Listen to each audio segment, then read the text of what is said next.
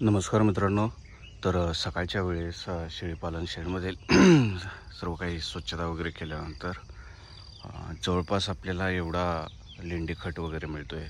तर हे आहेत 9 कॅरेट आणि 2 ह्याच्या शेणाच्या पाट्या वगैरे. आणि हा जो काही जेवढा खत आहे तो सर्व काही आपण शेतामध्ये टाकतो आहे. तसेच कधी कधी तो कुजवण्यासाठी उकडण्यामध्ये ठेवावा. तर रोज एवढे 9 कॅरेट निघतात, त्यामुळे तो उकडणं आमचा लगेच भरून जातो.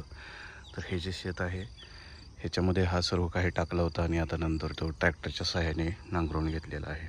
तर ज्यावेळेस तुम्ही असं नॅचरल किंवा ऑर्गॅनिक खत वगैरे टाकता शेतीसाठी, त्यावेळेस ते सर्वात जास्त आवश्यक असते. कारण याच्यामुळे जमीन भुसभुशीत राहते किंवा दुसरे जे काही गांडूळ वगैरे आहेत त्याच्यामुळे ही शेतीमध्ये नैसर्गिकरित्या जमिनीची पौष्टिकता वगैरे वाढते. आणि सध्या ह्या जी खताची डिमांड आहे ती सुद्धा खूप आहे. कारण जर कोणाची डाळिंब बाग असेल किंवा शेतातील इतर पिके असतील तर तेही आमच्याकडून ऑर्डर घेतात किंवा त्यांनाही खूप सारा खत हवा असतो. तर शेळीपालनाचा फायदा असा आहे की ह्याच्यामध्ये काही वेस्ट जात नाही. म्हणजे इव्हन लेंडी खत किंवा हे ते त्याचाही तुम्हाला याच्यामधून पैसा वगैरे काढता येतो.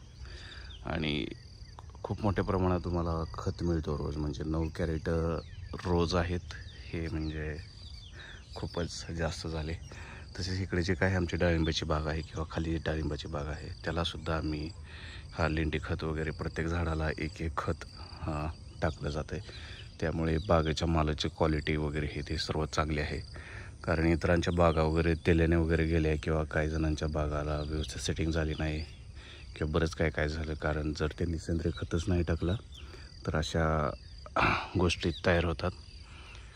त्यामुळे तुम्हीही तुमच्या तिकडे जर असं काय असेल तर नियोजन करा आणि सेंद्रिय खताचा वापर करा, ऑर्गॅनिक खताचा वापर करा आणि पिकाची गुणवत्ता वाढवा आणि त्यासोबतच त्यातून भरपूर असा नफा कमवा.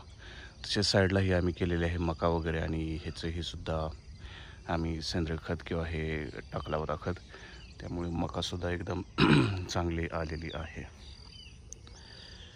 तर तुमचे कमेंट्स वगैरे कळवा, अभिप्राय कळवा आणि तुम्हाला व्हिडिओ कसा वाटला ते सांगा. थँक्यू.